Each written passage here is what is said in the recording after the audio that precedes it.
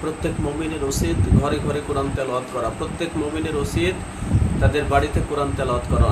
কেননা যে বাড়িতে কোরআন তেলাওয়াত হয় না সেই বাড়ি গোরস্থানের মতো, সেই বাড়ি উজাড় গৃহের মতো। আবু হুরায়রা রাদিয়াল্লাহু তাআলা আনহু قال قال النبي صلى الله عليه وسلم لا تجعلوا بيوتكم مقابر إن الشيطان ينفر من البيت الذي تقرأ فيه سورة البقرة।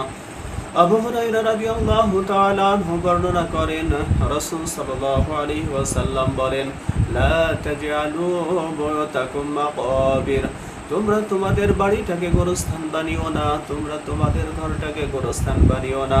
ইন্নাশ শাইতানা ইয়াফিরু মিনাল বাইতিল্লাযী তুকরাউ ফীহি সূরাতুল বাকারা, যেই বাড়িতে সূরা বাকারা তিলাওয়াত করা হয়, যে ঘরে সূরা বাকারা তিলাওয়াত করা হয়, ওই ঘর থেকে শয়তান পালিয়ে যায়। রাহুল মুসলিম, মিশকাত 2119 নম্বর হাদিসের বর্ণনা।